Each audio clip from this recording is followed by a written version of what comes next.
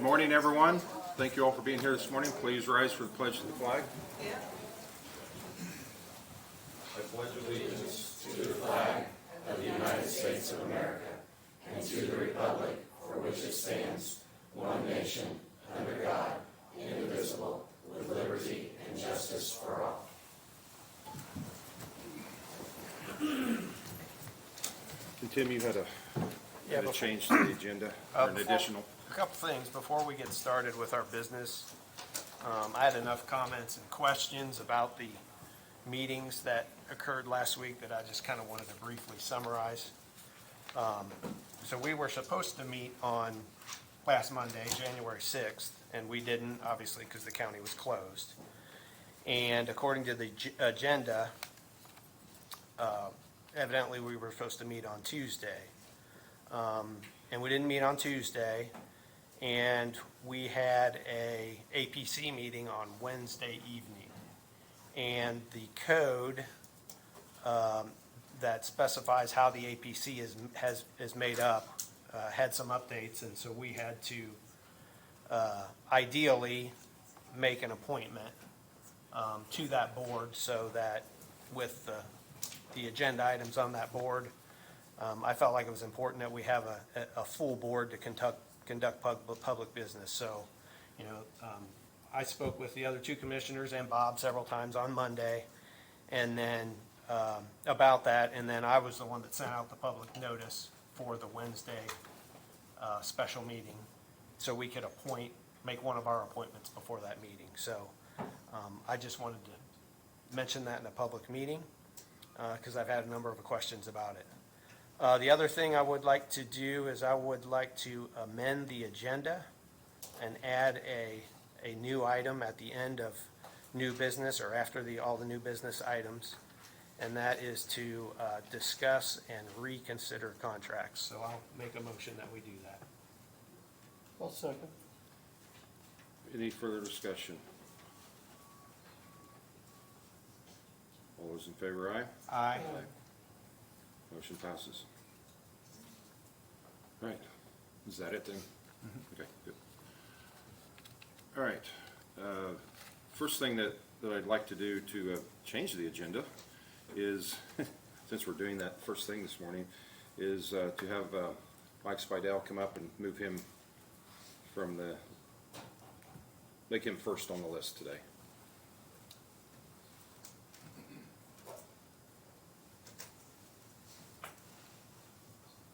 Thank you guys for your time this morning. A couple things. In my performance evaluation, it was discussed about having a cell phone that was attached to the office, to the Veteran Service Office. Since I've always used my personal phone for that, and it's just become, when I went through my meeting, they said, "Why are you using your personal phone?" I said, "Well, I don't have another phone." So that's where we're at with that. There's a lot of reasons for that. The biggest one is the inclusion of more information that has to be attached to the claims. And when those people can come to the office and make an appointment, come to the office, it's not as big a deal, but there's a lot of the older senior veterans that I go to their home, and I have to take pictures of a document and attach that to an email and send it back to myself, and all that's done through my phone. So that's the reason for the request for the new phone. The other thing that I wanted to talk about this morning was I have always had what's called a non-reverting fund. Money that's been donated to the Veteran Services for projecty stuff. I've used it in the past. This time it's for a guy that most of you would know. He's been on the city council and substitute taught at the middle school for years, but he fell trying to get into his bathtub, and so we decided that it would be nice to have a walk-in shower installed into his bathroom so that he didn't have to lift his leg up over the tub. Last year in the fall, there was a rabbit show at the fairgrounds. They donated like $4,000 to me. Maybe that number's not accurate, but there was a large sum of money that was donated. They gave that money to me in good faith to use on these types of projects. And the only problem is the grant thing that the girls over there at work helped me develop is capped at $500. Well, I can't do one of these projects for $500. So I asked the auditor's office, they said I had enough money in there to cover it. I called the veteran and said, hey, I don't want to use my whole amount of money that I have. If I spent this amount, could you support the other amount? And so I'm asking to be able to use $3,000, and then he's going to make up the difference. The invoice was $5,100 to have the bathroom changed. Spoke with Mr. Clutter about it, spoke with Donnie about it, and spoke with Kevin. That's the way it's always worked in the past. I wasn't allowed to do these things and use that money just at my leisure or at my will. It was always more people had to approve it, so that there was the risk of somebody saying, hey, picking favorites and doing this and doing that. So that's what I'm asking, is permission to use more of that money than what the grant actually says. Okay. Any questions? So we've got two things, the phone and the, moving the money for the restroom. So we want to do that in two motions? Yes, sir. Okay. First off, how about the phone? Take care of that. I'll make a motion to approve the new cell phone line for Veterans Officer. I'll second. Any further discussion? Hearing none, all those in favor, aye? Aye. All right, now the second is is transferring the money. And I'll make a motion, are we increasing the grant limit, or is that? I think you should just, for this particular case, just allow him to use $3,000 of the non-reverting fund for this particular instance. Normally it was done, the grant was specific to allowing the veteran to stay in his home. Ramps and, things to change his home to make it that he could stay there. Not to recreate the social services that are already in place, not to pay for heating bills and stuff like that. But that's what the grant was designed to do. But some of the projects are a lot more money than $500. So. Okay. It's your call. I mean, you could increase the amount or just for this specific instance. This specific instance is fine. Okay. I'll make a motion that we transfer $3,000 from the non-reverting fund for this instance. Just one little thing too, that historically the 1944 Battle of the Bulge started on the 16th of December, and it went to like the 23rd of January. So the conditions you have outside right now is what those guys went through. 8,000 Allied service members died from cold smoke. So I don't know why I felt like I had to say that. No, I think that's important. I'll second Tim's motion. Any further discussion on that? Hearing none, all those in favor, aye? Aye. Thank you. Very good, thank you. All right, now we'll go back to the agenda. Order of the agenda, election of officers is first on the list here. I make a motion to nominate Scott Pell as president. Thank you, Tim, I appreciate it.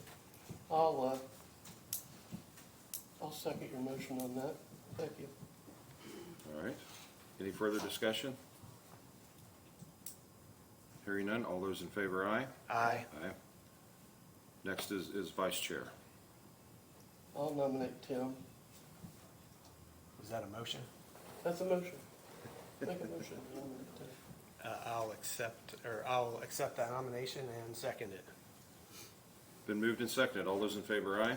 Aye. All right, Approval of the 2013 executive session meeting.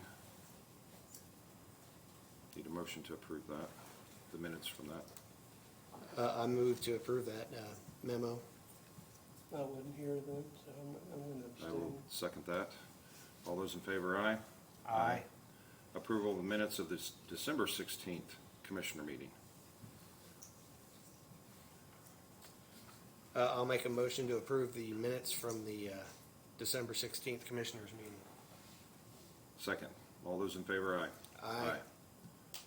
I don't think we have any old business, so we'll move right on to legal issues. Just a couple of things real quickly, the first of which is accepting a maintenance bond for Ellis Acres for the storm sewer drains in the amount of $82,190. I'll move to accept the maintenance bond. What'd you say? I didn't hear you. Move to accept the maintenance bond. We need a second. I'll second it. Okay. All those in favor, aye? Aye. And secondly, to release a maintenance bond for Prairie Chase subdivision for erosion control in the amount of $28,323.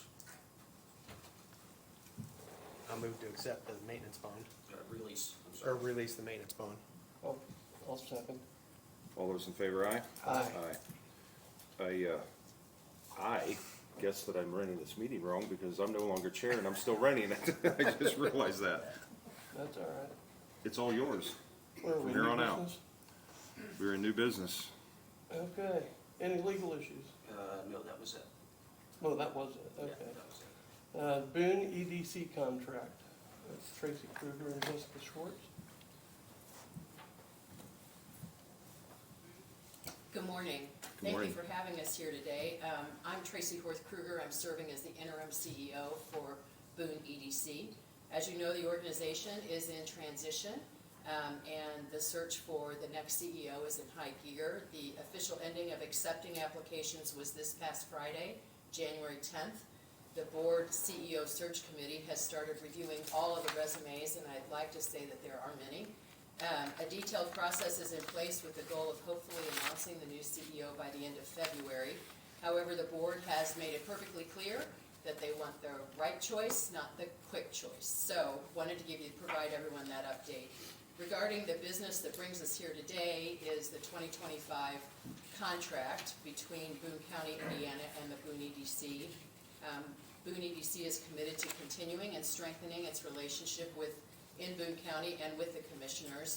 And as outlined in the contract that you've seen, the Boone EDC will assist and advise in economic development activities and shall work to coordinate economic development activities for the county, including actively seeking new industry and business to locate in Boone County and assisting local industry with expansion.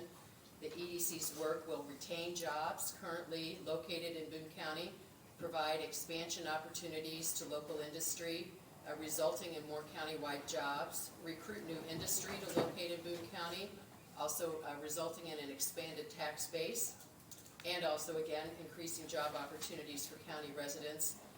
The Boone EDC will keep the county and commissioners updated, and as mentioned, it is a priority of the organization in 2025 to deepen the relationship and level of engagement with you, the commissioners.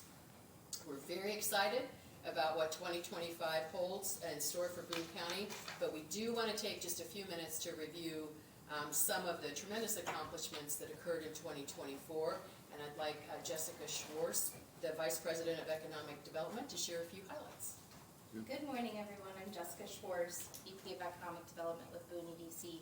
We gave you a packet that essentially covers everything that we accomplished in 2024. Just to highlight a few of those things, we understand that economic development needs a more comprehensive approach, and we're looking forward to having these conversations with you in 2025 to help drive responsible and good stewardship decisions around the county, and also how it affects other municipalities as well. So Jennifer and I are both here today to represent the EDC because we know we only have Tracy for a short amount of time, and just feel to look you in the face and say thank you and we look forward to working with you in a more inclusive and mitigating approach. So, thank you. Thank you. In closing, I would be remiss if I didn't publicly thank Jessica and Jennifer Rubenstein, because they have kept all this work moving forward during this time of transition, and I'm very grateful for their support. So with that, any questions? I don't have any questions. I'd like to make a statement. I would like to look at everything. I haven't been able to catch up with everything so far. And then if we could table this to the next meeting on the contract, that'd be great, and I could learn a little bit more about it. Would that be okay? What's the time period on the lead, or on the contract on? We've done it the first part of the year, in January, but I'm sure. We're gonna have a meeting. Yeah, we've got 8 another, days. we've got another meeting next Tuesday, so I'm sure it wouldn't be a big deal. And you guys don't need to reappear, I don't think, unless you wanna, you can always reach out to them and ask Yeah. questions, review the materials that they've Right. sent. Commissioner Clutter would be more than happy to have a conversation with you one-on-one, or even as, I don't know how open was, or to have you as a group and talk through the details of the EDC. What we do is your economic development arm, so that you understand the value. Be more than happy to have that conversation. Okay, that sounds great. Whether it's one-on-one or a group, we'll figure that out and let We you know. hold regular elected officials meetings. We just had one, I believe, Thursday, and we have the pleasure of having both Commissioner Lawson and Commissioner Byer attending. So be more than happy to catch you up on details. Okay. We're good? Do we need Thank a you. motion to? Yeah, you should have a motion since it was on the agenda. Just What's that? a motion to table it would be good. I'll make that, We're gonna, yeah, I'll make that motion. Second. all in favor? Aye. Aye. And all opposed? Passes. CMHC County Report and 2024 Independent Auditors Report. Yes, this is just acknowledging receipt of the reports that Aspire has sent in. I don't think anybody from Aspire is here. They just sent in their annual report, so. So make a motion. No, you just acknowledge the receipt of it. That's all you need to do. Okay. Acknowledging the receipt. Move on to the next one. Yes, sir. Okay, the next one up is True RX Benefit Plan Design for 2025. Looking for a motion? Move to approve. Second? Okay. All in favor, aye? Aye. All opposed? I Next have a up, quick question. I'm sorry, go ahead. Were there any changes in that? the True RX. Yeah, or is it just the standard thing that we've had? It's, That's all. yeah, it's the standard Standard. thing, the limits, the limits changed Okay, no per, problem. yeah, Just per wanted to reg, so. Make sure it wasn't gonna change for us. Okay. Any other questions? Region 5 Workforce Board appointment. I think I'm gonna get nominated for that. Looking for a motion? Well, do we have any volunteers? I'll do it, yeah. Well, I'll move to approve, or move to appoint Scott Pell. Second. All in favor? Aye. All opposed, same sign? Okay. Next up is Community Corrections Advisory Board appointment. I had mentioned to Scott last week, I think it was, that I would step down from that and have him take over that if he was interested, so I'll volunteer for that as well. I'll make that motion. Second. All in favor? Aye. Aye. Any opposed? Same sign. Technology Team appointment. I would be happy to serve on that, that committee, for that team. I mean, I'm interested as well, so. Okay. Who was it previously? Was it? It was Jeff. It was Jeff. Jeff was the one before.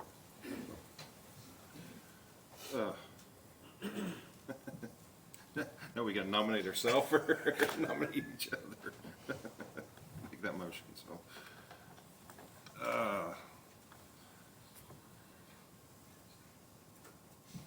We'll leave it up to the president to take care of that. I'll make a motion to nominate Tim. I think that's right down his alley, so.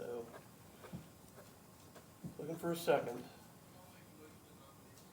I'll accept the nomination in second. Okay. Technology team appointment, ready for a vote? Everybody in favor? Aye. Aye. All opposed, same sign? Okay. BZA board appointment is next up. On Wednesday, I talked to Jay Schaumburg. Schaumburg, and he's very interested in taking that position. So I nominate Jay.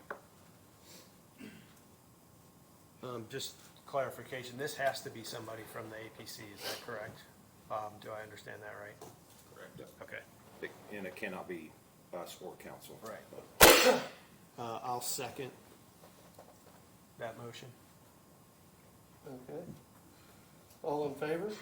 Aye. Jay? Aye. Any opposed? Same sign? All right, Jay's appointed. Next up, public hearing on vacation of unimproved road right-of-way. Mr. Andreoli.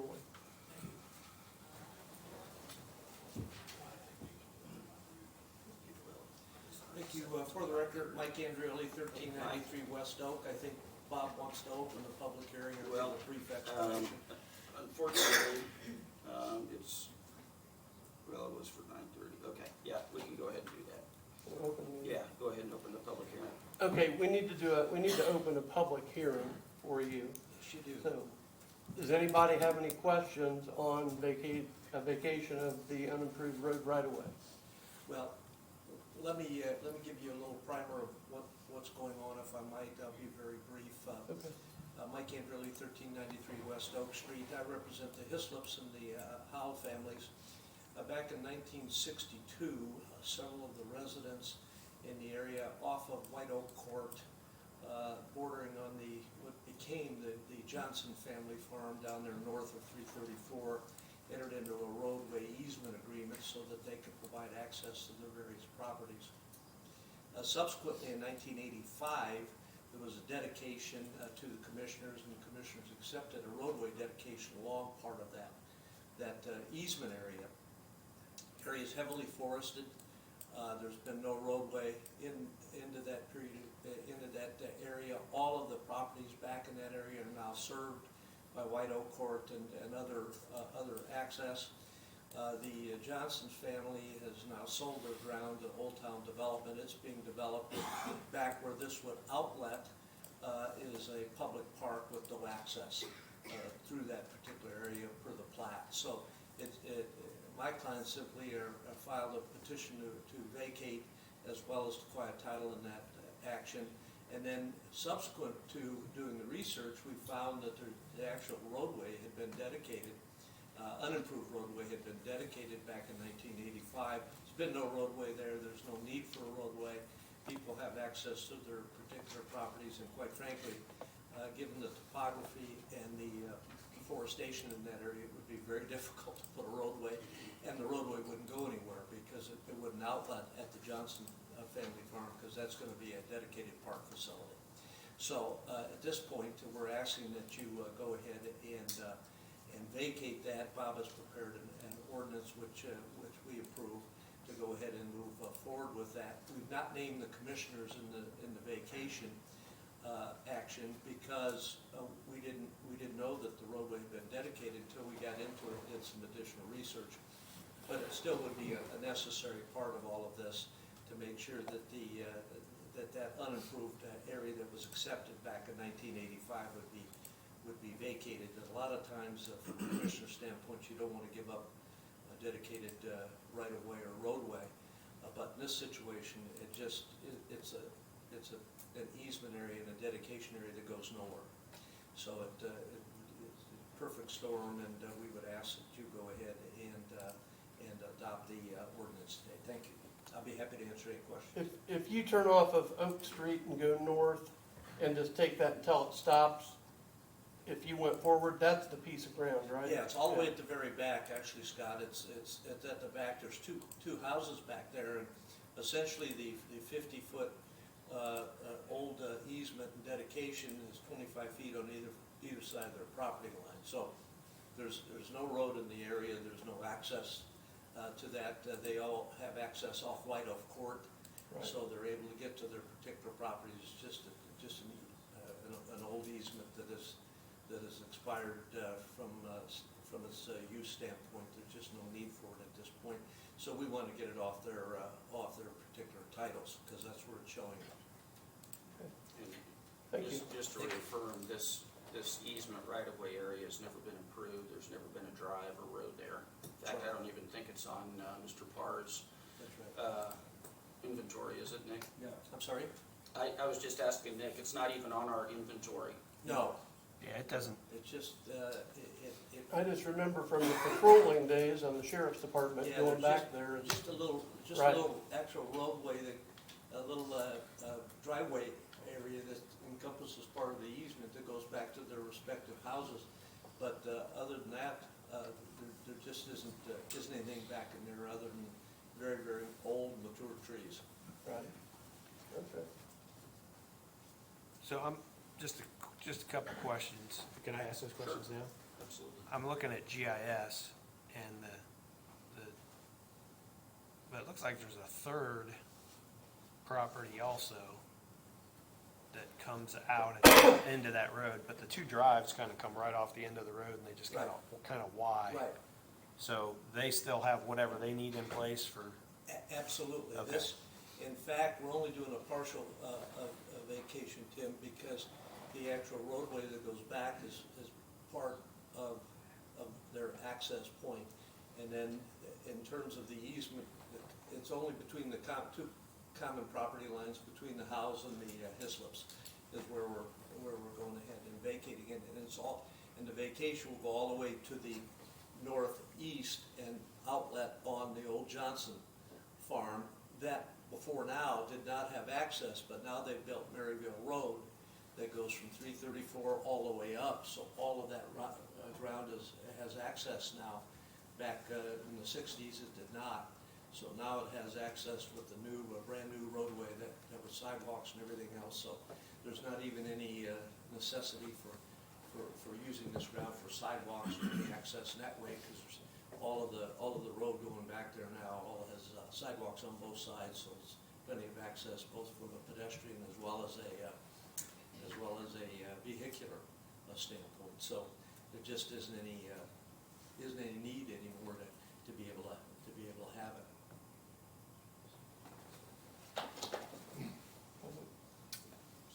Is there any public comment on this? If not, we'll close the meeting.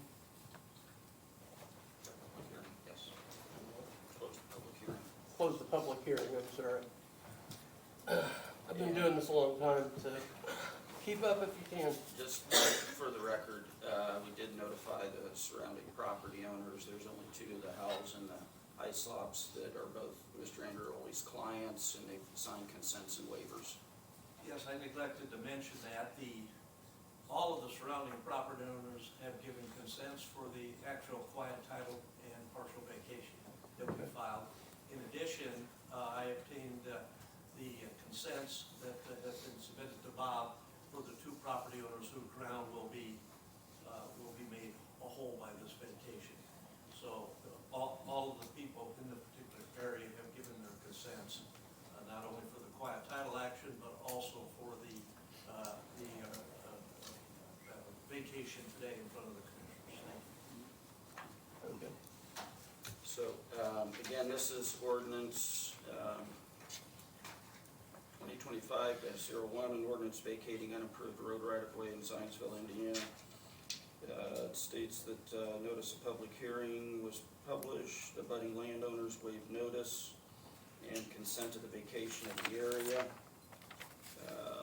The unapproved road right-of-way easement is delineated in the attached exhibit is hereby vacated. Each abutting landowner shall assume 1/2 of the property vacated that was previously dedicated as road right-of-way or easement. And the Boone County Commissioners waive any assessment of benefits to the abutting landowners and transfer said property without cost. Again, that's ordinance 2025-01 for your approval. We have a motion to move the property. So moved. second. All in favor, aye? Aye. Aye. All opposed, same sign. Thank you very much. You're welcome. Moving on to the next item, request for a new cell phone line for facilities, Max.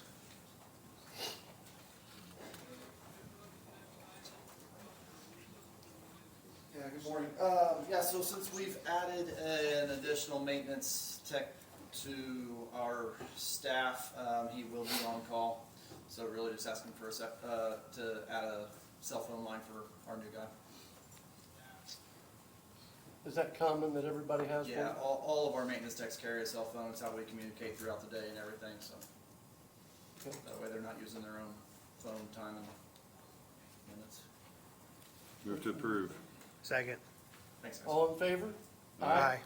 Any opposed? Same sign. Motion carries. Okay.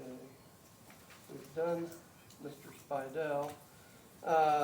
On-call services agreement with VS Engineering, Nick.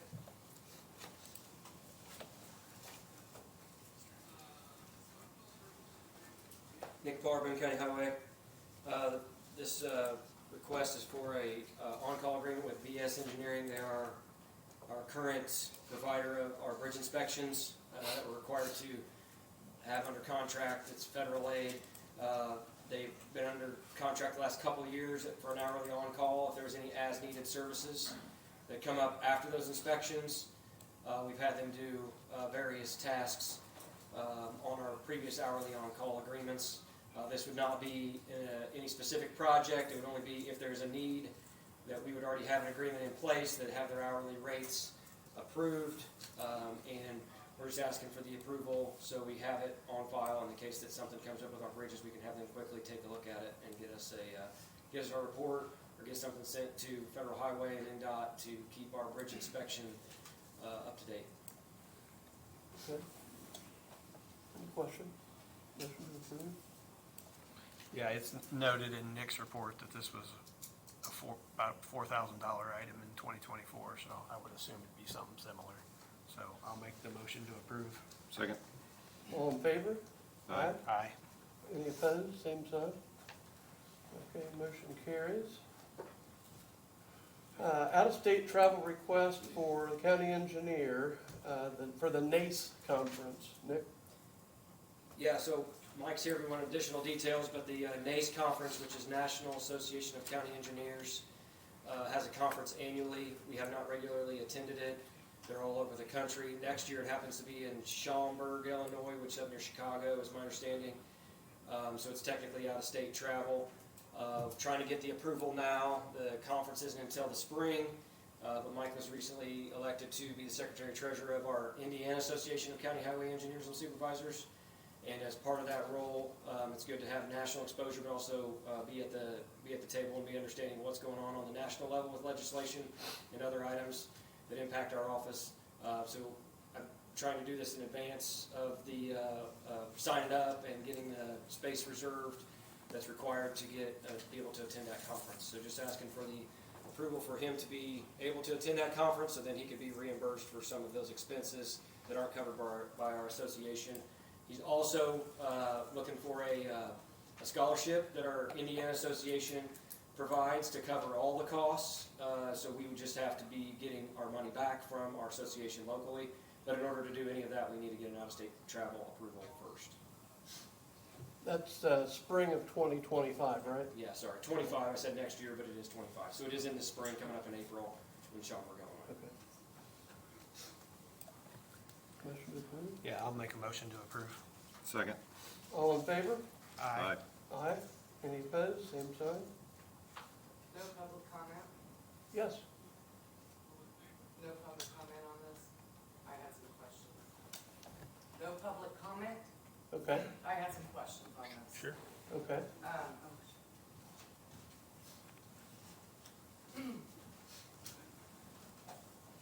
Jody Stewart. I noticed last December, I think it was Nick, who approached you guys. He had forgot to approach you guys on something. And you guys just said, go ahead and go, provide us with receipts. I think that this is something that probably our commissioners need to look at and set some parameters to when we have travel from people within the county as far as spending and what they're allowed to spend on a daily basis for food. Nick has not provided us with any fees for what this conference is gonna cost and who will be attending it, what the cost will be. It is, I hear, in Illinois, so I'm assuming that will be car travel, not plane travel this time. But I think that we need to be advised a little bit more about what cost we're gonna be spending to send somebody to these conventions. And we should have some parameters placed on spending, not just say, provide us with receipts and we'll pay them. Because what if our person decides to take everybody out for a night on the town? So I think we need to set some parameters when people come in and ask for things like this. Thank you. I think we have a per diem in place that pays a maximum amount of days, is that correct? Yes, Mr. Clark? If they provide receipts that would be over that amount, I think they'd be paid up to the per diem amount, and then the person going to wherever would have to pay the balance. So, and would that be car travel to Schaumburg? I'm Yeah, assuming- Schaumburg, Illinois would be car travel, would be no airfare. The trip is referenced back in December was paid for 100% by Federal Highway, the airfare and the lodging, the reimbursements for all the food, and any other expenses there were paid for by Federal Highway also. The case with this specific situation, it is car travel. The estimated costs are less than $2,000, and the amount that the scholarship provides with the Association of Indiana County Highway Engineers and Supervisors is also $2,000. So Okay. we will keep track of everything, we'll follow the rules and regulations as we've been provided from the auditor's office in the past. Okay, very good.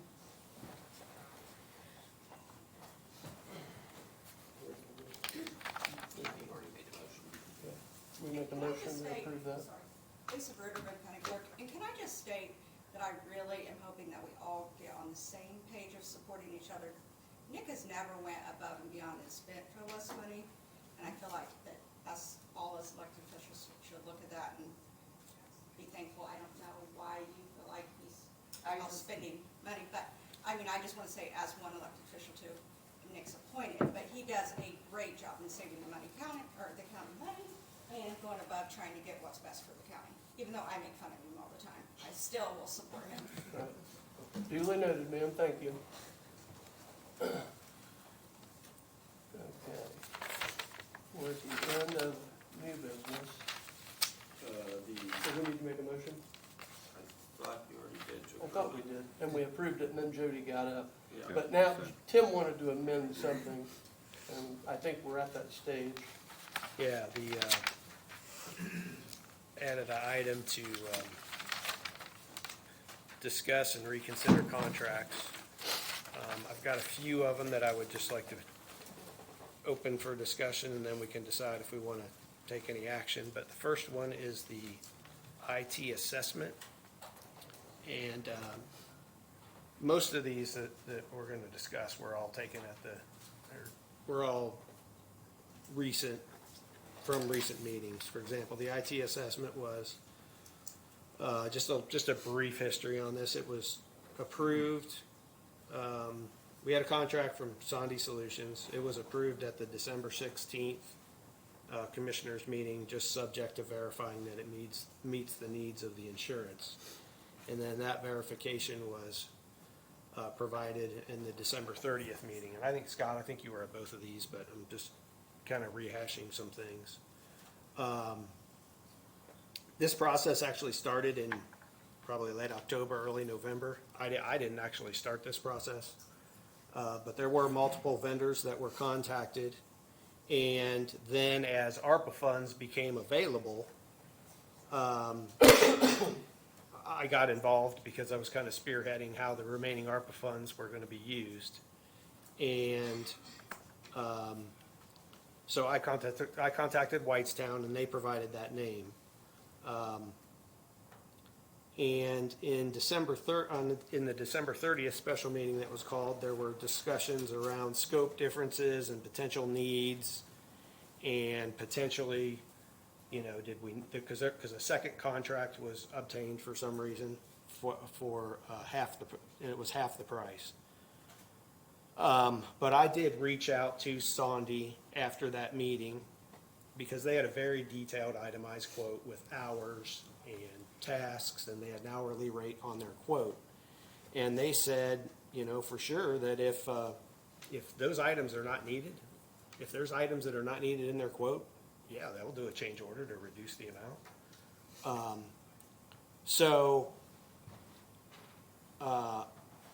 Prior to the December 30th meeting, I was going out of town, and I had contacted Debbie and said, hey, you know, because we had to have contracts in place, signed contracts in place. So just to keep it open for ARPA funds, subject to this verification of the insurance needs, I signed the contract and just asked her to hang on to it so that it kept it as a potential use of ARPA funds. That was the sole purpose of doing that. So, I guess what if you got any questions about any of that, or anybody does really, I guess what I'm proposing that we do today is that since we have a new commissioner, and just to formalize what was done previously, is to just ratify the signature on that contract and make it an official contract.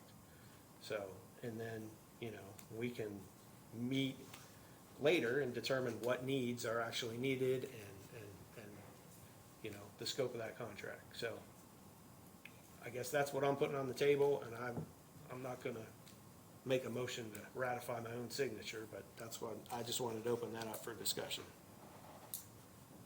So the Sunday contract was for more money, but it was more detailed than the other contract that came in? Yeah. Or proposal that came in, right? Well, apparently, I mean, there was some discussion during that meeting that there were items that were potentially not needed.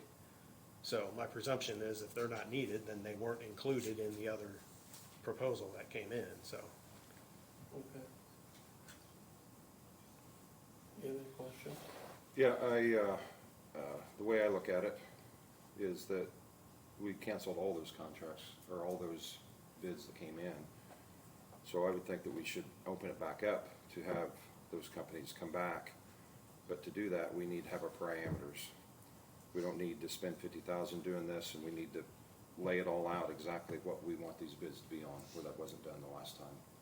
And so, Well, I don't think that motion was made in the December 30th meeting. The only thing that we decided was that, the only motion that was made in the December 30th meeting was to increase the road conversion funding by $50,000 because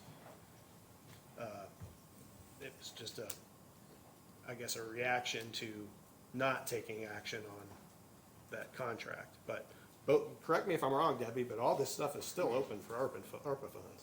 The way I understood it was that you were supposed to get more information by the next day, is the way I understood it. Well, that was a potential option, but I think my recollection is after a lot of discussion, they decided just to reallocate that $50,000 to the road conversion. yeah. So I think the intent is that whatever the decision is, whoever you choose, it won't be through ARPA funds. It'll be, you know, whether it's an additional from the council or whatever the case may be, or if Well, you've got available funds for it. It could be ARPA funds because, I mean, I discussed in that meeting, there's gonna be adjustments to contracts because, like, for example, on the drainage projects, they're unit price contracts, so they get paid based on what actually gets built. So those contracts are gonna move up and down. Yeah, I mean, to the extent that Right. there's other savings, Right. yeah, you could certainly use that.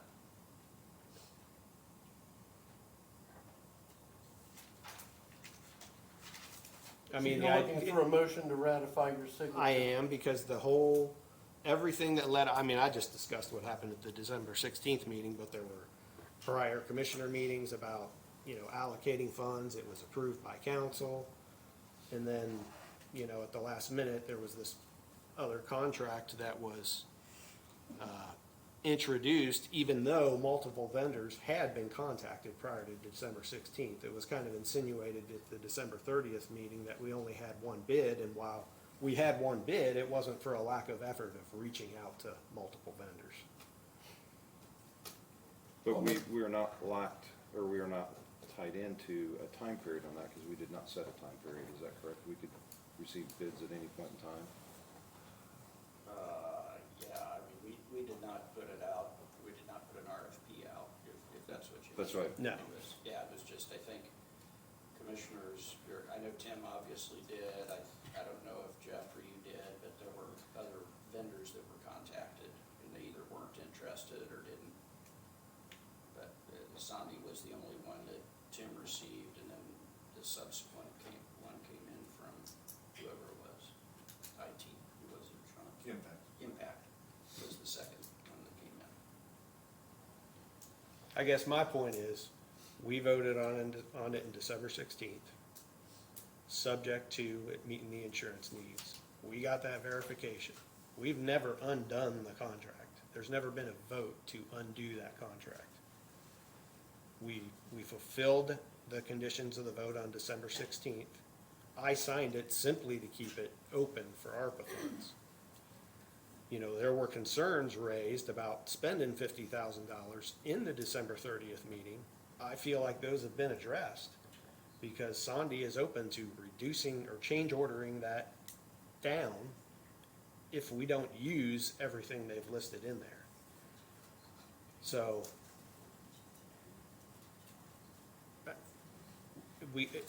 I think everybody agrees that we need an IT assessment. In fact, the insurance claim, from my understanding, requires one. So I guess I don't understand why we're undoing everything. It doesn't, we're not committing to do anything except do this IT assessment.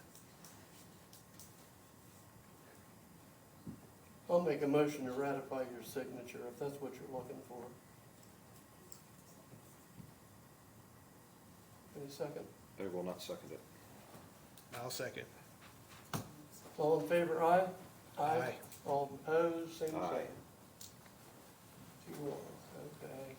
Okay, the next item that I'd like to discuss is, it goes back to, I don't know, probably summer sometime.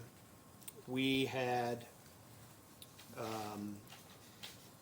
an offer for a broker to do an analysis on our insurance.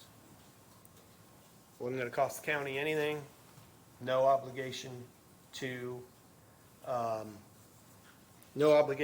to do anything after we got that analysis. I've got a letter here. This is it's the same letter we had back in the summer. It details what they would need to do the analysis. There were concerns raised over the summer about, you know, the protecting the data. And brokers are HIPAA compliant, and any data they get is serialized and redacted. And there was, which means that an NDA or a non-disclosure agreement is not typical. However, back in the summer at that time, there was discussion about non-disclosure agreements, and they actually signed, there were two versions that occurred over multiple meetings, but Henry Ott, who's the broker that's proposing to do this analysis, signed the first NDA. They didn't have any issues with the first NDA, so we do have a signed non-disclosure agreement. Then a second non-disclosure agreement was introduced that would basically prohibit them getting the information that they needed to do the analysis. So that's just a little bit of history. We did get notices from people about our fiduciary duty and about getting data before entering and renewing contracts. I have one of those here, but I'm not going to read it.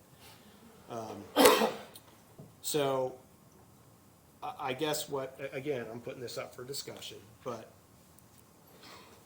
what I'm proposing is that it's just data, right? All we're doing is getting data, have an analysis performed on our insurance. And then, I mean, I'm an information guy. I love having information so that we can make the best decisions for the people that we work for. I mean, we have an obligation to use the public money that we collect in the most efficient a manner as possible to get the job done. So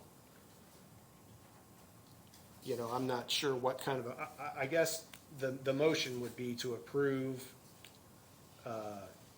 getting this data so that the analysis can be formed. I'm making that motion because it's the same thing we talked about doing over the summer. And again, there's no obligation, similar to the IT assessment. There is no obligation for us to do anything other than receive this information. Can we speak? Sure. Talk to him. I'm not in charge.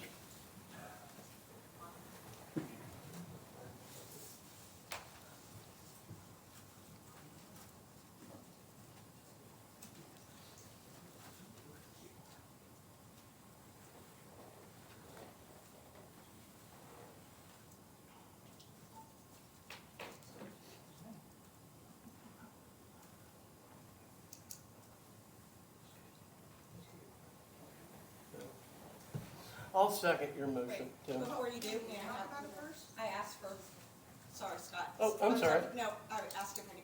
So, first of all, we went through this last year. I personally don't want all my information going out every 2 weeks. Someone can always come in and say, I have a better deal for you. I have better deals and offers all the time. But at some point, you have to stop, and you have to remember that this is, I mean, it's our personal information that's going out for this. I respect that Tim wants more information and to help but I think that needs to be next year. This was brought up in the summer. I mean, how far back are we gonna go? Like, I respect that the things that are being reevaluated, the last part of the year, should have been evaluated before you, Scott. Right. However, we can't go back. Like, this is stuff last year. Like, are we gonna go back to another year before that we didn't like something? Like, we're entered into contracts, we gotta move forward. And I don't want my information put out there all the time. I do respect what Tim's saying, and I don't have an issue with the next time the contract comes up for us to go that route, if that's what. But we did have an insurance committee. Dan Lamar, his own insurance company for years and years and years, was the first person to say, this is a bad scenario. Every time we do this, it's putting out our personal information. When we bid that, doesn't our information go to multiple? Multiple. Well, Right. we didn't bid it, that's the point. Well, We did. We had an RFP, and there were RFP. six respondents, I believe. Henry Out was Henry one of was them. one of them. Well, it was a request for qualifications. There were no dollars. Money wasn't evaluated. It was just a request for qualifications. I mean, I think the insurance part, I feel like HR has done a great job trying to get the numbers down, and we go and we do the wellness, we do different things to keep it down. I mean, once again, I don't want to have a procedure done today to find out that our insurance is gonna be done, is gonna go back to something else. Like, I'm tired of fighting with insurance companies, and I don't want my information out there. But that's just my personal opinion. I don't know if anybody else has it. Debbie Ottinger, Boone County Recorder. I want, if you're gonna give out more information, and I agree with Lisa, it's all the time. A decision's been made. If you wanna move forward and do something different next year, I understand that, but here's my point.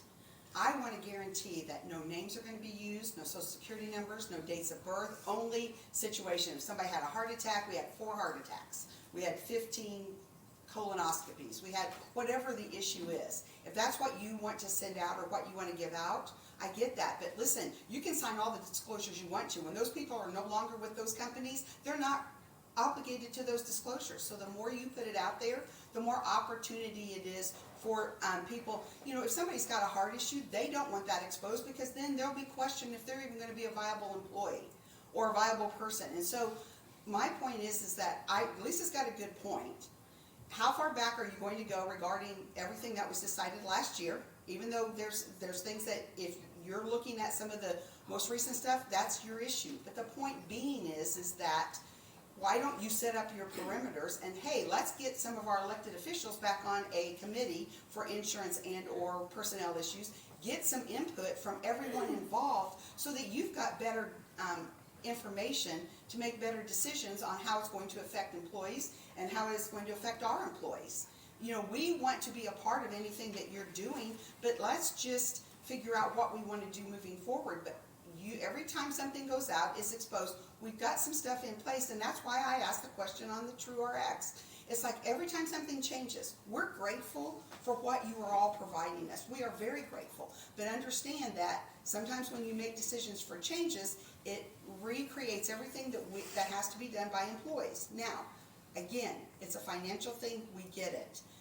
We've got some stuff in place. Let's just move forward so that next year, this year, when we start planning for 26, let's get everything in place so everyone understands exactly what's going out, exactly what we need, that when those is it RFP or RP? Okay, RFPs go out, we're all aware of what that is, and the people that are getting it are aware of what it is, and their response should be in what we're asking for, not like, hey, if you do this, then we'll change it later. No, let's get the information, but please get some input from everyone that's involved. I mean, not every person, but get some elected officials on this committee.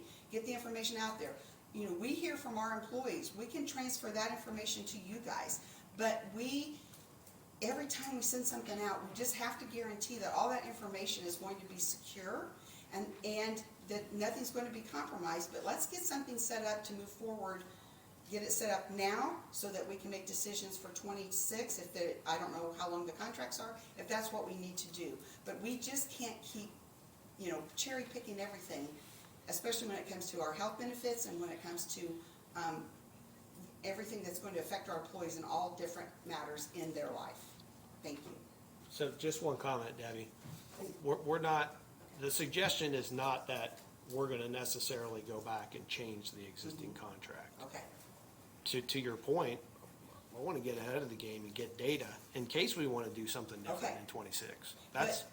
But We have to have this data to be able Sure. to do that. Well, then that's something to me that if that's what you're looking at, then that's something we can look forward to. Like you said, for 26, if we're gonna be looking at putting out another RFP or more information. But one thing that I want from all three of you, and I may be the only one, I don't think I am, I'm sure Lisa's involved, and I really think we all are. We want a guarantee in writing or something in writing to say, look, we're going to do it, we're going to protect your data, we're going to make sure that nobody that we're sending information out to has a clue who is involved with whatever it is. And that way it just keeps everyone secure enough to know that they might get eliminated because this company found out who they were or this employee wasn't as strong as somebody else. We just have to protect all of that. And let me tell you, nowadays, more people are more insecure about their health issues than ever because there's so many things that can come at them and eliminate them from opportunities to have good health benefits. So, that's one of the things that, and I think that in moving forward, then that's what we need to do. But I think let's plan that for this year, for next year, for whatever we're going to do for 2026. But I am also asking that you maybe include some of the elected officials to sit on a committee or at least give some input. Maybe not maybe a decision-making thing, but to let you kind of know what we're looking at, what our concerns are, what our hopes are, that type of thing too.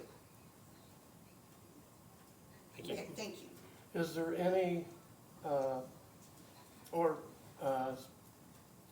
long is the contract? Are they annual or are they 3 years? I remember somebody saying the insurance was, So, Megan Smith, Human Resources Director.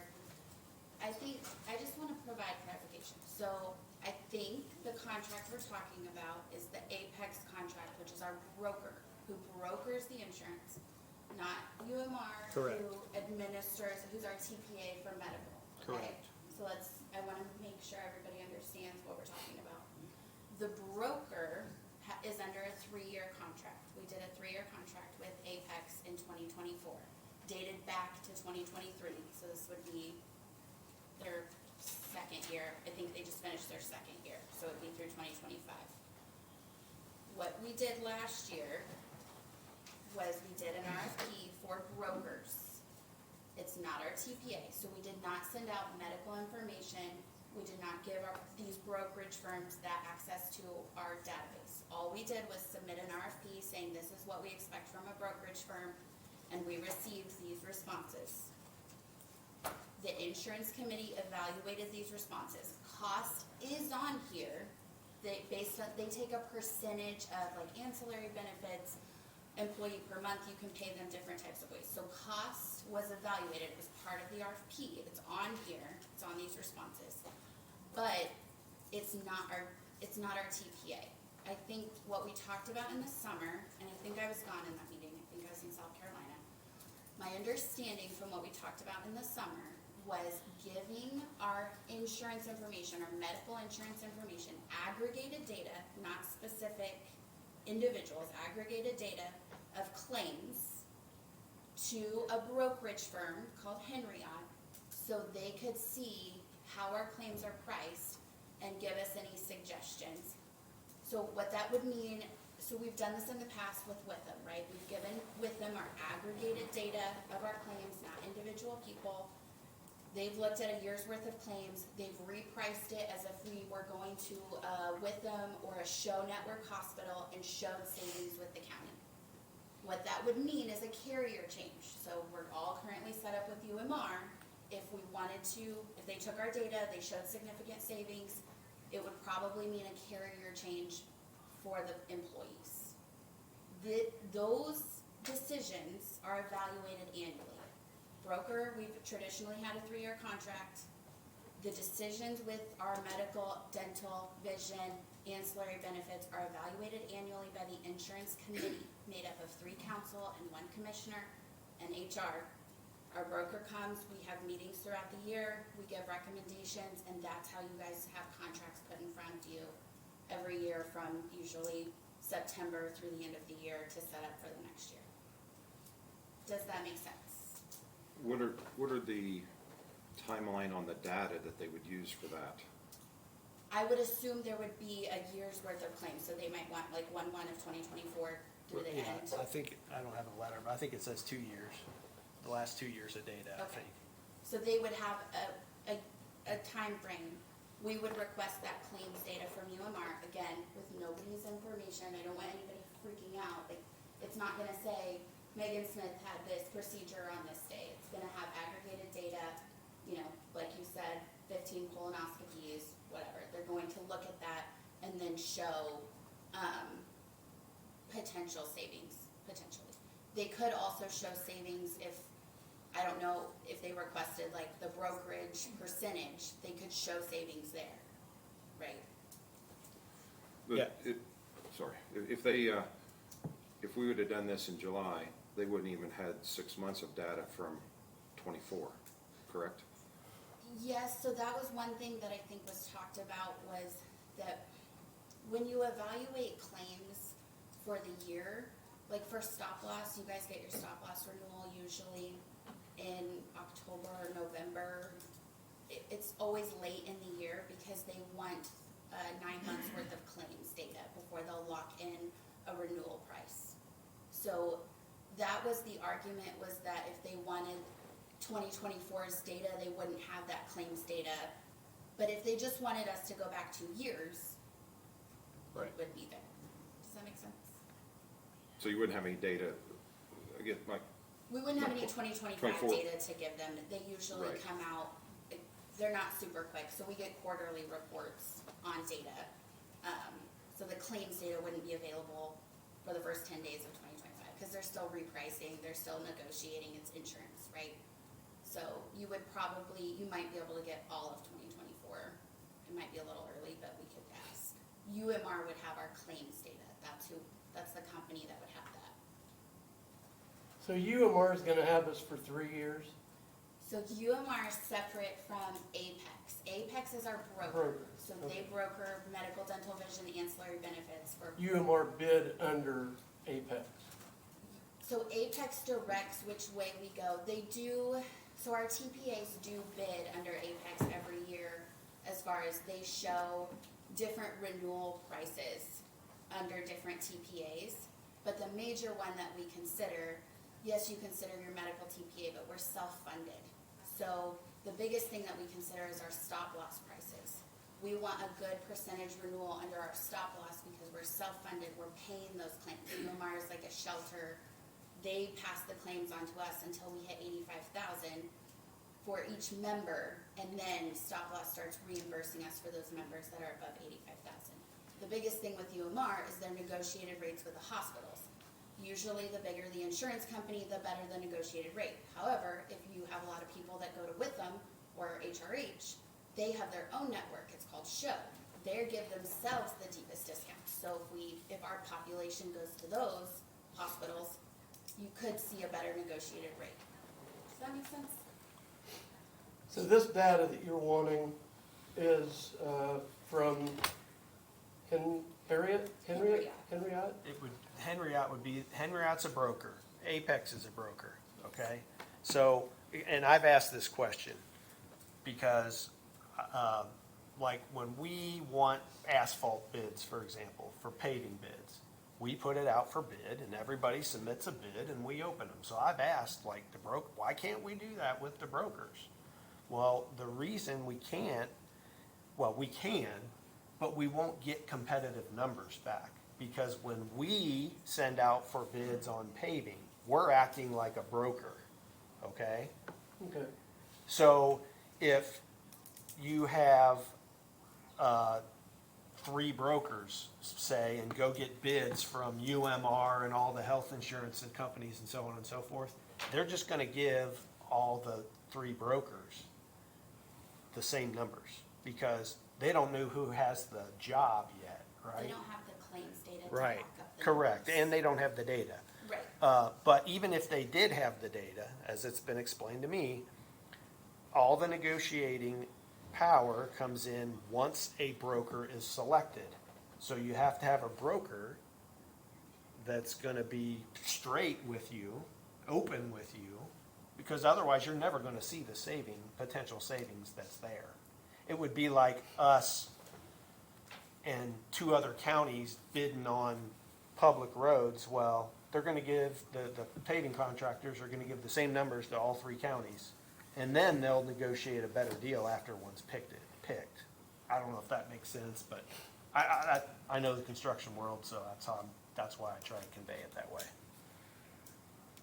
Well, what we're looking to do, what we're here for is to save money and get better benefits. That's what we want. That's a perfect world. If you're able to ensure that everyone's information is confidential, it doesn't cost anything and there's no obligation, I move to approve it. I'll second. All those in favor? In discussion, Oh, a I am discussion. 100% against this, because I don't think it's the time to cut a contract in half. We have the company there, they need to continue with what they're doing. We hired them for 3 years, and we need to stick with it. Changing in the middle of the road is not the answer to this. We need to stick with this company until the end of the year, and then the bids come out. I mean, nobody's suggesting that we're gonna cut the contract in half. We're just getting information. There's an annual renewal. Right. That's the way I would like to have understand it. information, I would like to have this information before we renewed annually last year. That's what I would like to do this year. Mr. Van Horn. Kevin Van Horn, Boone County Council. I'm going to come up here and echo what Lisa, Debbie had said, and then follow what Megan said, especially what Lisa said with respect to Dan Lamar. Here in Boone County, Indiana, Dan Lamar is on the Boone County Council, and we're fortunate to have him with respect to his knowledge in the insurance business. Lisa had mentioned that he's been here in Boone County, Indiana, all of his life, but with respect to the insurance business, he's been in it for 40-plus years. I'm going to ask each one of you to go to Dan. Have these conversations with Dan. Sit down and talk with him and let him guide you before you guys make this decision. That's all I'm going to ask. And I will tell you this, that God forbid any information gets out. And let me say, I am not, and I never have in 7 years, been on the insurance program. I'm fortunate enough that where I retired from, where I worked for 25 years and where I retired from, I get my insurance from those folks. I've never had the Boone County insurance policy. But from what I understand, it's a great policy for all of the employees here in Boone County, Indiana. And with that being said, if information ever did get out, there will be a lawsuit. if somebody's name got mentioned, Kevin Van Horn had a heart attack, he can't do this, he can't do that, all that information gets out, there will be a lawsuit. So you better ensure, as all three of them had said, do not let names get out there. You can talk about the 15 colonoscopies that have been mentioned up here, but you better ensure to each and every one of these employees that names do not get out with respect to whatever procedure they're having, whether it be a minor procedure or something serious. Because there will be a lawsuit, and then we as taxpayers in Boone County, Indiana, will be paying a whole lot more money. So I'm going to end it by saying again, talk to Dan Lamar. Dan's not here to defend himself, but I guarantee you that Dan would come up here and he would speak eloquently to each and every one of you and us in the audience with respect to what has to be done, what should be done with respect to the Boone County employees that rely on that insurance. Thank you.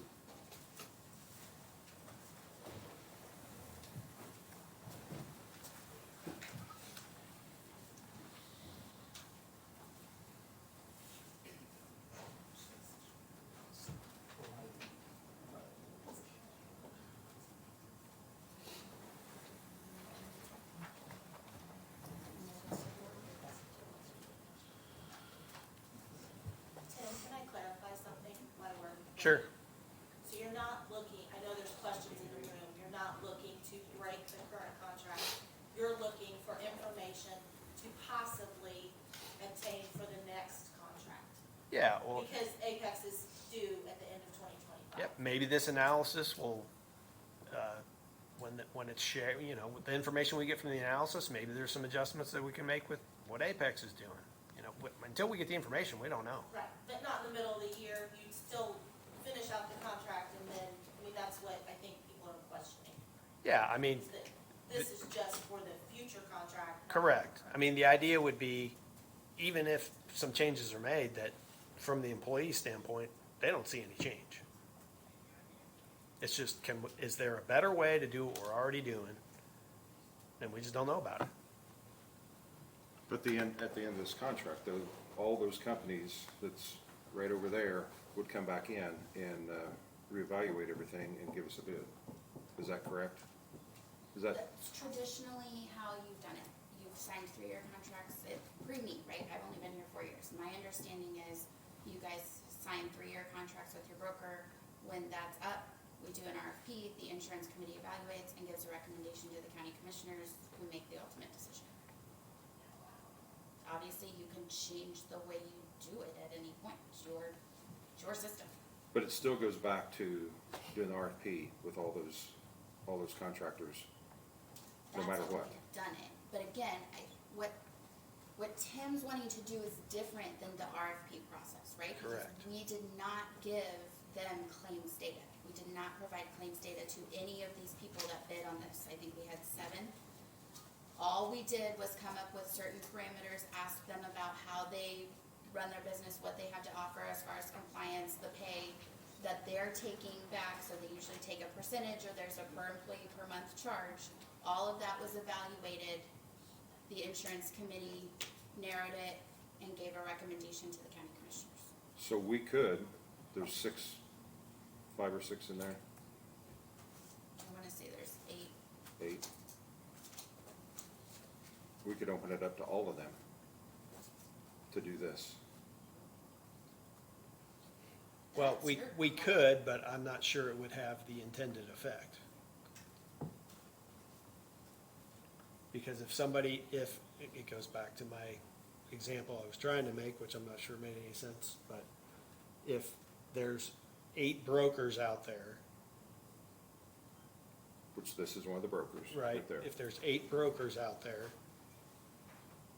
getting information, they lose their negotiating power in terms of what potential dollars are there to save. Again, we're just talking about potential dollars. It's not a contract that we're entering into on insurance. It's just they're evaluating that if they had the contract, this is potentially, it could come back and say, well, there's really not much savings, you guys are doing things great.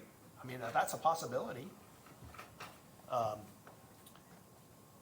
they could also come back and say, you could save $500,000 a year. I don't know. Until we have this analysis done, we aren't gonna know. Is there a charge to an analysis? No charge. I'm sorry, I have a question. Can you repeat what you said at the beginning there, that they lose their, did you say bargaining, if everybody's got it? Yes. So doesn't that then give an unfair advantage to one company? or the No, because we're not entering, I mean, we could decide to have this done with multiple companies, but it would make sense to, based on what I've been told, how this works, it would make sense to do it at different times, so that, it's just how it works, because it's different from the public bidding world, like with the asphalt example I was given. It's just not, it doesn't work that same way. I don't know really know how else to explain it, but if we did it that way, all the companies that the brokers would go out, they would get the exact same numbers from everybody, which is not the intended purpose. Because they negotiate after the fact. Let me recommend something. Can we table this until the next meeting, next Sure. week? Sure. And it'll give, I'm coming into this. Yeah. Brand new, and I'm getting eaten up here with data, but, I see both sides, but let's put this off until next week. Okay. And then clear minds can prevail on it, and I can talk to Dan and anybody else that, or all three of us can, as far as that goes. All right. And if that's, I've got two more items. okay. So hopefully they'll go a little quicker than that one did. The next one's pretty simple, and again, this was approved at the December 16th meeting. I don't even know what it was called, because I didn't pull the agenda up, but basically it was a kind of a partial compensation study for just under $15,000 for something like 19 positions. Now, we had a compensation study done in 2022 for $90,000. It's a 164-page study. It's very detailed. And we had an update done in 2024. I've not seen that update, but it's my understanding it's basically just to bring the 2022 update to 2024. So I don't understand why we feel like we keep needing to do these updates on compensation when we have plenty of data to make the decisions we need to make. There's no reason to keep spending public money for information that we already have. I'll tell you some of the comments before we had that meeting. I was surprised it was even on the agenda. And then we get to the meeting and it was voted to approve it. I was pretty shocked. So I would make a motion that we rescind that contract because there's no reason to keep spending money. In the 2022 study they did included those positions? It did. I'll second your motion on that. I thought that's why we were doing that, to include those that were not included in that study the first time, but. Can I provide context? I thought you were done with me, so I'm back to campus.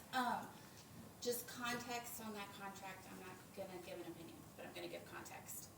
So that contract was for NFP, which is first person. First person did our salary study in 2022.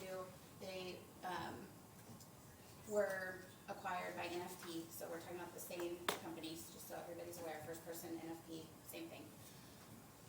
The insurance committee, which is made up of a commissioner and 3 council members, wanted to do another contract with NFP for 19 positions that they would benchmark. They are positions that were included in the 2022 study.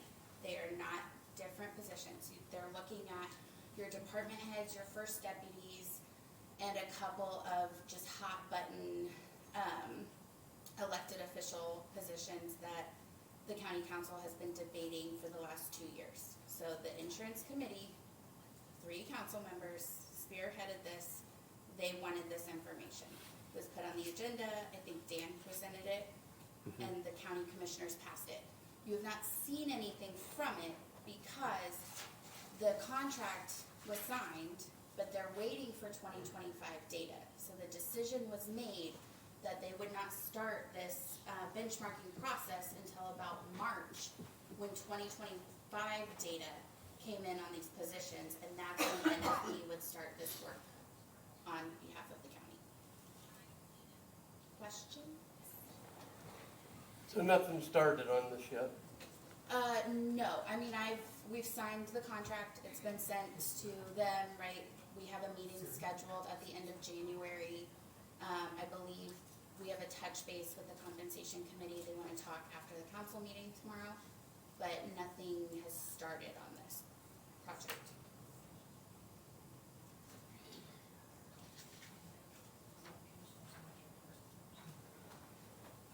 I've seconded your motion. You ready for a vote? All in favor of rescinding that?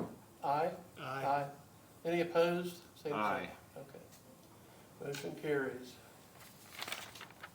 Is there something else? Yeah, one more. Again, this is something that was passed at the December 16th meeting that I just want to bring up for discussion again, and then we'll decide where it's going to go. But I want to talk about the fuel station. I have a data table that I would have had presented up on the screen, but since Kaylee's not here, I'm just going to kind of describe it. So,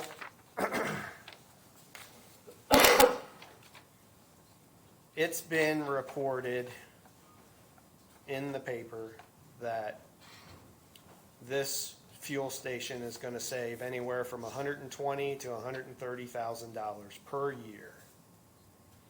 It's also been reported that there's a 50 cents per gallon savings from our current provider that could result in payback in as little as 11 years.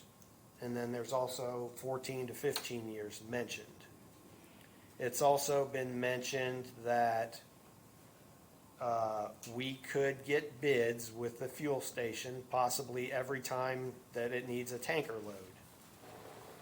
So I'll get back to that part in a minute, but I got data about the fuel savings on December 2nd.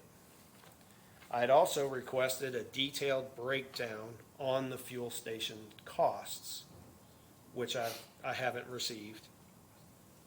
But I went through the numbers, and I kind of went through a little bit of this at the December 16th meeting.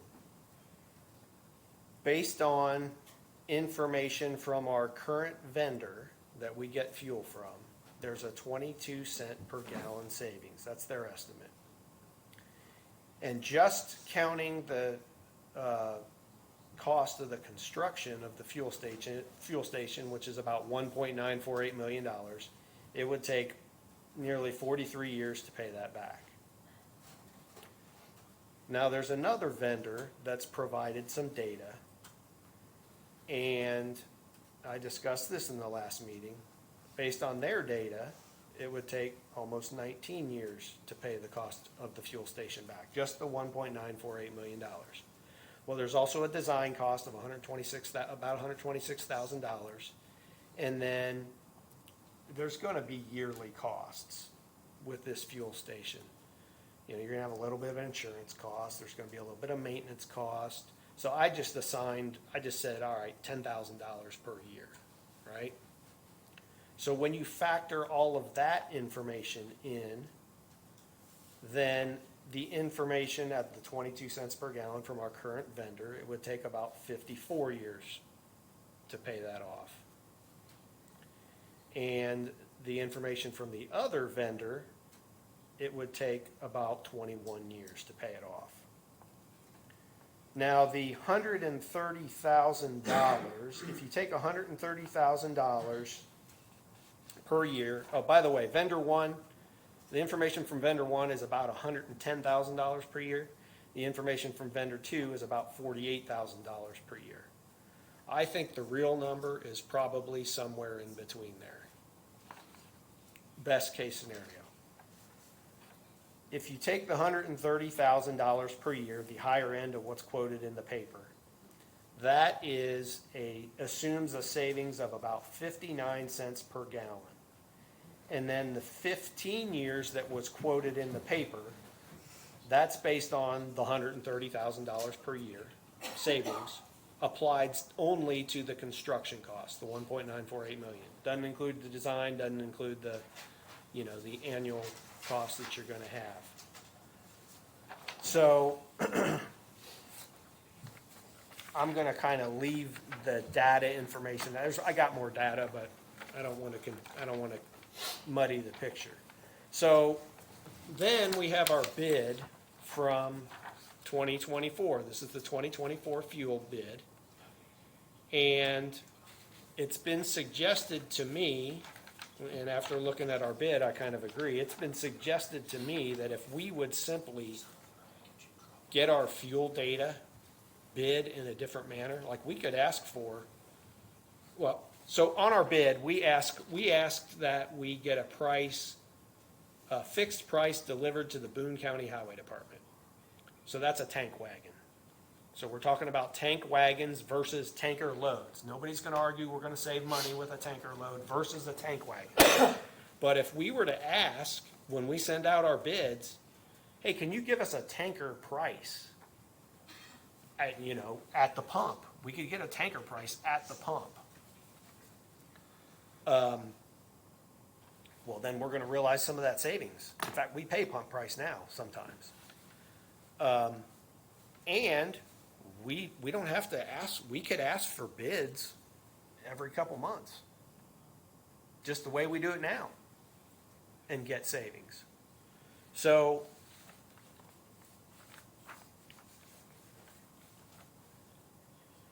I guess my point is that best case scenario, from some pretty optimistic data, is I think we're looking at somewhere in the range of around a 20-year payback. And it could be as much as 50. So again, this was approved at just the last meeting. It's my understanding it takes months to get these tanks and a lot of the big materials. Obviously no work's been done out at the site.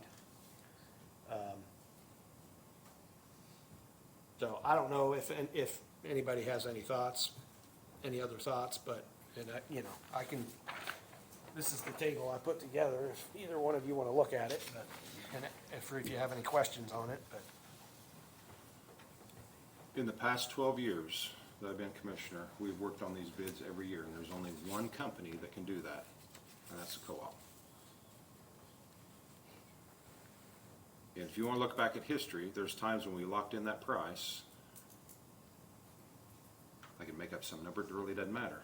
And then prices dropped by 20 cents, 30 cents for the rest of the year. Once we signed that contract, we were locked into 220,000 gallons of fuel, no matter what. It doesn't matter if gas goes to $1 a gallon or diesel does the same thing, and we locked it in at $3. We have to cover that contract completely. There's no backing out of it because it's a signed contract. There's been other years when it worked a good direction for us.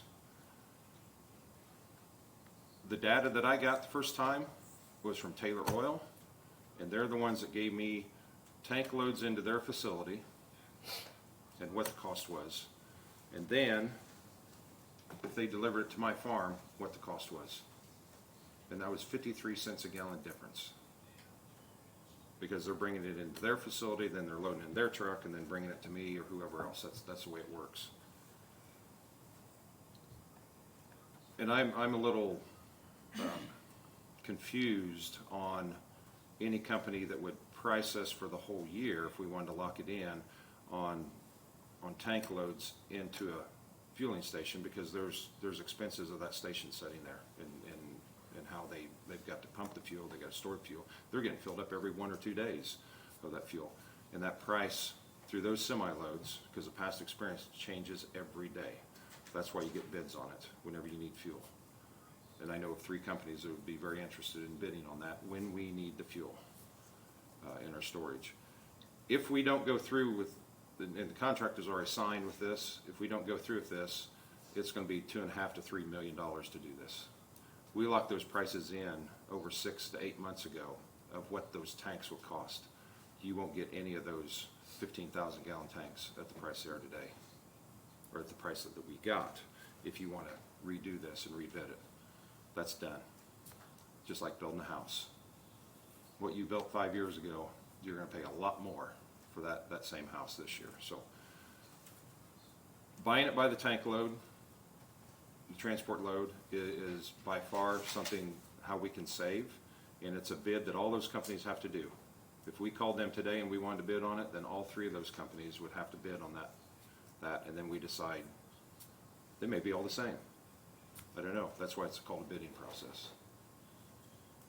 I am 100% for this fueling station, because we've been working on this for the last 10 years of trying to figure out where to put it, what the best thing to do with this, and how it will save us money. And that supplies the sheriff's department, the highway department, the health department, the ambulances for Witham.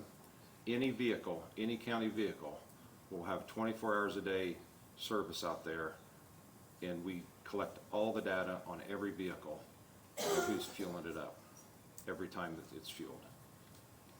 So, Does the co-op not give us that now? Max, Don't we have to type that in when we get fuel? So, yeah, we get the same pricing at the pump, at the co-op. It goes through a fuel card system. We just have a little less control of it. There's some, I don't know how the fees work. I know our pricing is different at the station than when it's brought to us. We save money when we pump from our own pumps. You save money if you go to the pump? No, we pump the fuel that comes to us is typically cheaper than what we pump at the pumps out there. As Tim kind of dug through some of this, we found that we get charged pump price and people aren't catching it, so it allows us to control the pricing, or to control what we're paying back to them. And then if we go over the number of gallons that we've had that we bid for the year, so if we go over our 130,000 gallons of gasoline for the year, between all the different departments, then we go to pump price there also. So what this would allow us is, Donnie, and I mean, I don't think anybody's arguing this fact, that we can kind of play the market a little bit. We can go between vendors, so we wouldn't have a locked-in price anywhere we go. We would be able to, when those gas prices drop down, we'd be able to say, hey, bring us 10,000 gallons, top our tanks off, and we could ride it out for quite a while, especially with 15,000 gallon tanks, until, you know, and we're able to play that price and hopefully save the county money that way, is the intention behind these tanks and the fueling station. But what they're suggesting, or what it's been suggested to me, is we could bid, instead of bidding 220,000 gallons out per year, we could bid 50,000 gallons every 3 months or absolutely, whatever. with any bid that we Yep. do, whether it's gasoline or gravel for the roads, we can bid that stuff out however we want with whatever numbers we put on it. If we wanted to try and do a 6-month estimate and do a fuel, I mean, currently right now, the county is paying pump price because we are not in a locked-in contract, and we've purchased all of our fuel from 2024. So if Co-Alliance is doing us a favor and still giving us our current pricing, I'd have to look. I haven't looked at fuel prices, but we are not in a current contract with them, so most likely we're paying pump price for our fuel at the moment. So we need to do something in that effect. But as far as the fueling island, the savings there is us being able to play the market a little bit, not be locked in on a contract, and purchase that price of that fuel when it's cheap. Is it, and I'm thinking about the past, and so help me with this data. You sign a contract for 12 months or 6 months. We which would be sign a different. contract for a number of gallons. So our annual fuel bid is based on our estimated usage from the year before. And then we try to go just a little bit under that, because if we don't use the number of gallons that our quote is, or that our bid is for, we get charged for that. We're gonna buy that fuel no matter what. So we try to keep it just under that way. Come December, we're not having to pay for fuel we didn't use. But, well, the reason I asked that, it seems like in the past that it's just like anything. The more you buy, the cheaper it is. And the cheaper they'll lock that in, because they're guaranteeing that Yeah, it you're gonna be allows them buying to that. look at the futures a little bit better and determine and kind of flatten out the curves in the market.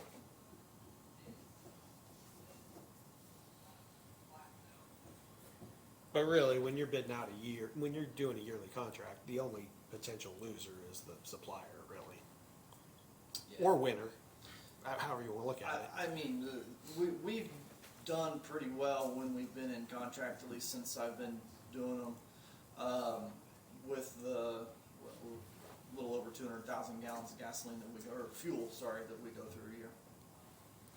I guess my point is that part of the issue that we're trying to address with this fuel station, we could have an impact on that just by bidding it out differently.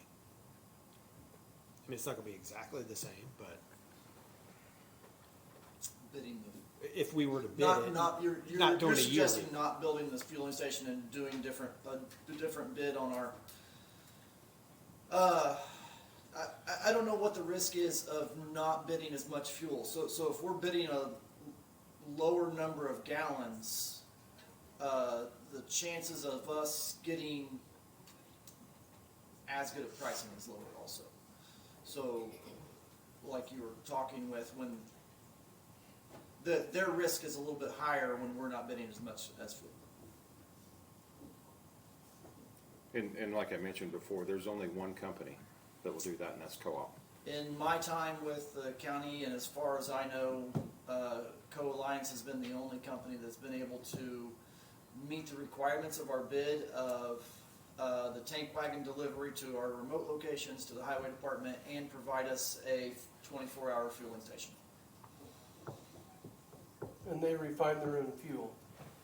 What's that? They refine their own fuel. They don't Co-Alliance, buy it I don't overseas. believe Co-Alliance, I can't speak to that. They do, but that doesn't, it can either come from the north side of Indianapolis or it can come from 32.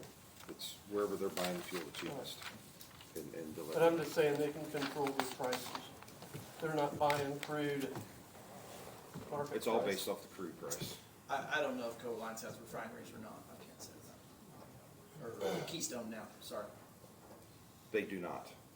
So It's- they're buying it. If They're Keystone- buying it from, Yeah, so if Keystone doesn't own their own refineries, they're not, now they are buying it in much bigger bulk and storing it at their facilities.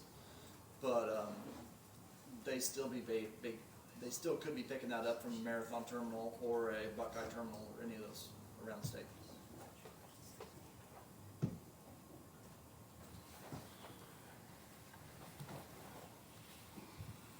I've had several people approach me against this idea. Co-op's been in business, they've provided us a service. I've been here since 1987, and Major Beard, and we've always went to Co-op, haven't we? They've always came through, and I've never been involved in the bidding of it, but I don't know why the county wants to be in the fuel business. That's my take on it. It's a $2 million gamble that we're now rolling the dice. We could lose huge, or we could save marginally. I don't think we're ever gonna save huge, but we could certainly lose huge. So that's made me a little leery, and I can't believe they passed. I can't believe they passed it at the end of the year, but And this is from the sheriff. He doesn't have any details on it, but his understanding is 10 to 15 cents a gallon. It's not 50 cents a gallon savings. And every time you need a load of fuel, you're playing the market price at that rate. And he was under the understanding that we're locked in at $2.70 a gallon, which is right now saving the county money. We're saving money. It's getting closer. I think it was $2.89 when I came into town today. But,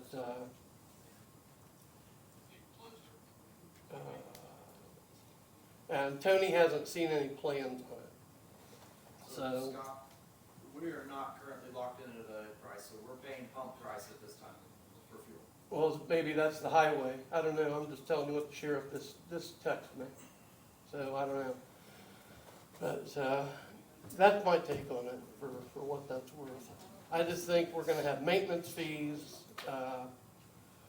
We've talked about moving the county highway. I don't know, Nick, do we have any plans on, or just talk about moving the county highway to a new location? That's way down the road. My understanding is just talk. That's I think a long-range plan. So, Right. no, it's not that's not an imminent But certainly fewer than 20 years. Right. So, Who knows? so I don't know, is there any more discussion on this? Anybody have any input? Is there a fee for canceling the contract? I'm sorry? What is the fee for canceling the contract? For the construction, Yeah, it would be substantial. They've already ordered the tanks, the canopy, and again, those were at prices that were locked in for 2024.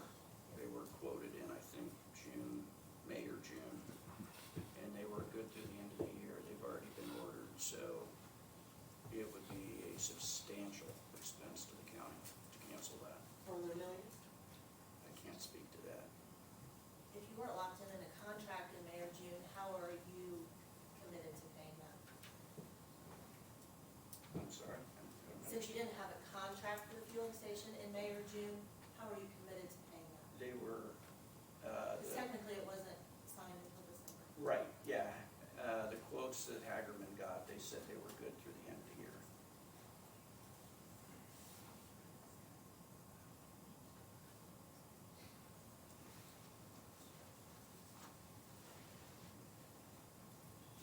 I hate to table things, but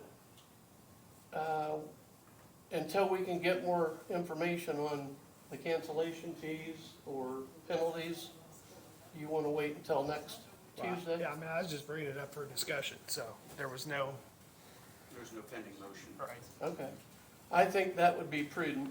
Like I said, I've done some research on this one, but you never can have too much information. So let's put it off until next Tuesday, and then if we want to revisit it, then we can. One more item here real quick, if I can. Yeah, go ahead. So, with the approval that was given in December, Hagerman and its subs have started going forward with construction of this fueling island at the jail. I guess, what do I need to communicate back to them at this point? Do you want me to? Have they done any site work, or is it all No paperwork? site work, but they've definitely started ordering materials and getting the ball rolling in places. So I don't know what money they have put towards it at this point, or what our expenses would be for the camp. I mean, I'll talk to them and check into that. you will? Okay. I just want to make sure there's nothing there that I needed to follow up. I'm good with that. Well, you and I can go talk to Joel. Reiterate that the council had a stop motion in their October meeting to not go any further until discussion could be had. So there is technically no money for this. All of the money for this project is coming out of the bond, the jail bond.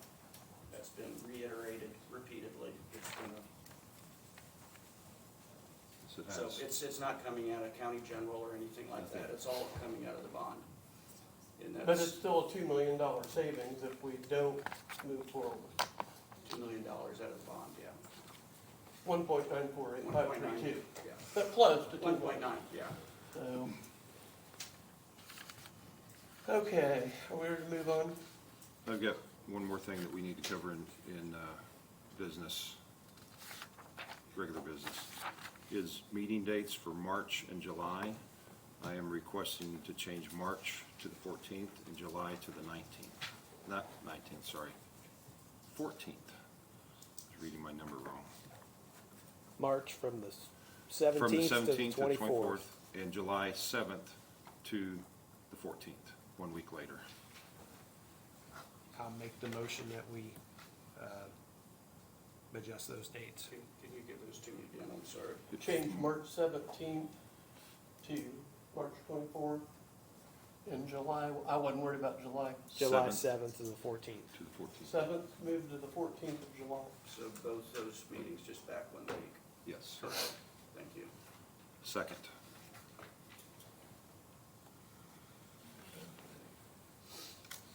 You need to make a motion on this? Yeah, We did, I seconded it. All in favor? Aye. Aye. All opposed?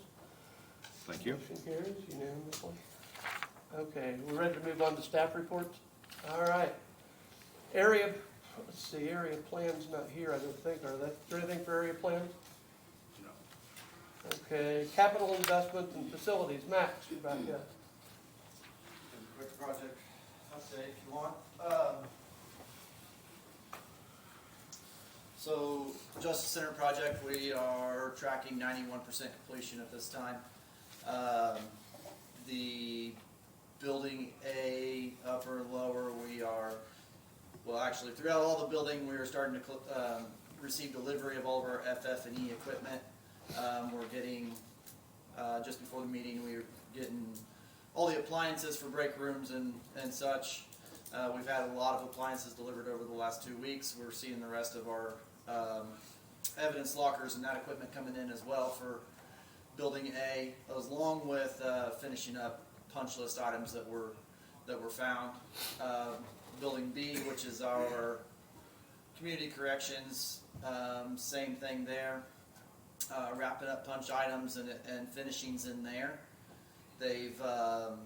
We moved central control. We've had a temporary move of central control so that so we can get in there and get some electrical work done. So central control is actually operating out of one of the larger rooms that used to be our admin area.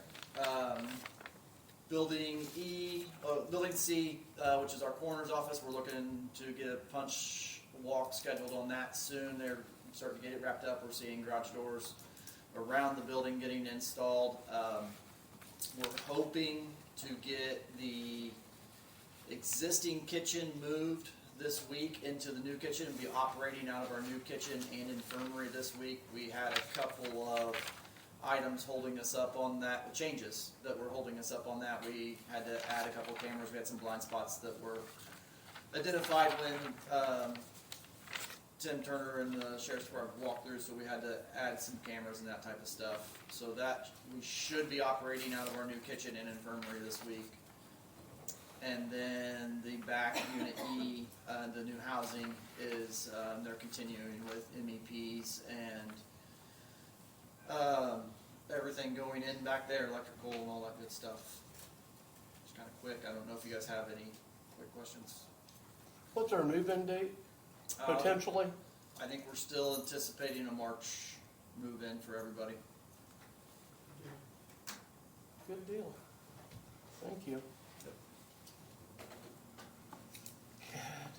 Health Department. Anybody here from Health? Doc left, so presume he's got nothing. Okay. Moving on to Nick Parr, Highway Department.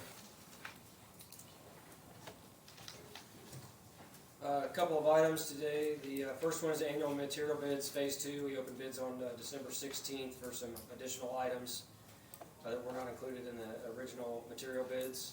Just requesting adoption or acceptance of those material bids. I move to accept those bids. Second. All in favor? Aye. Aye. Any opposed? Same sign? All right. Next item is Bridge 91 and Bridge 100. They were two projects that were repairs that were done in December during construction. There's a couple of items that came up that we instructed the contractor to move forward with, so that causes a couple of change orders. The total amount is, we put it all in one change order because it was for the two bridges, but it's, the total amount of the change order is $4,350. $850 of that is for the repairs, an additional guardrail that we asked to be added on Bridge 100. And then the other part is the $3,500 is for the additional riprap that needed to be added after repairs were made. It wasn't part of the original scope of their agreement. So underneath the bridge, adding riprap along the slope walls. So the total amount of the change order is $4,350. Move to approve. Second. All in favor, say aye. Aye. Any opposed? Same sign. A couple other items just for information. Construction on the countywide sign replacement project. It's scheduled to begin in the next couple of weeks. They've already been out marking signs for replacement. There'll be locates or flags for utilities